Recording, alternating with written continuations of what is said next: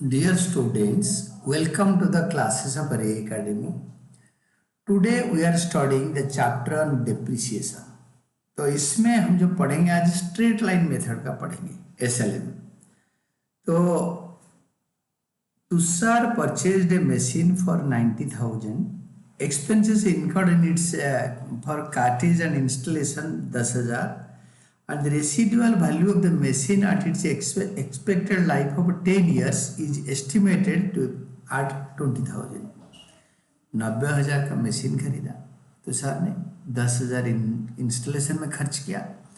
10 साल तक लाइफ इस मशीन का है, 10 साल तक चलेगा। 10 साल के बाद 20,000 में बिकेगा।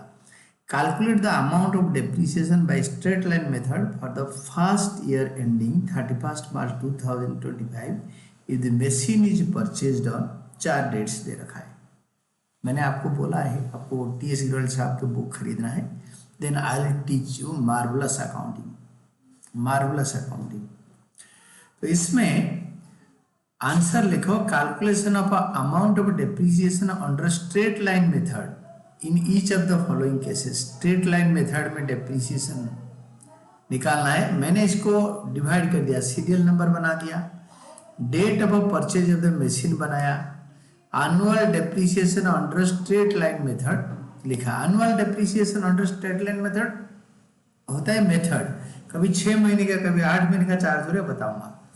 फर्स्ट केस 1 में, केस ए में 1 अप्रैल 2024 में मशीन खरीदा।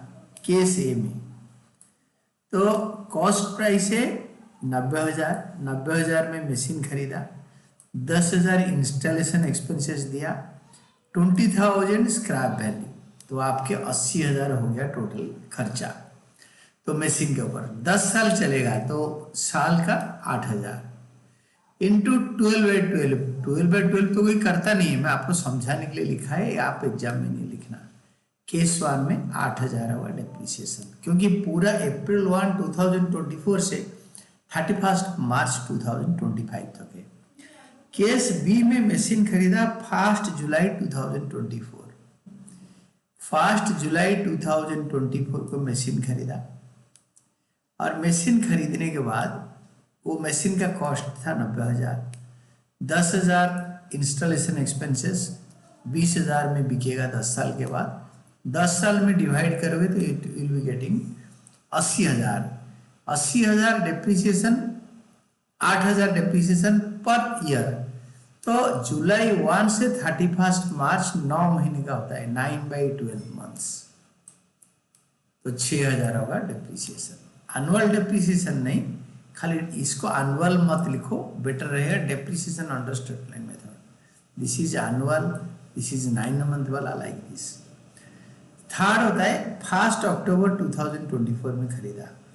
1 अक्टूबर 2024 से 31 मार्च 2025 9 महीने होता है, तो 6 महीने होता है, अक्टूबर, नवंबर, दिसंबर, जनवरी, फरवरी, मार्च।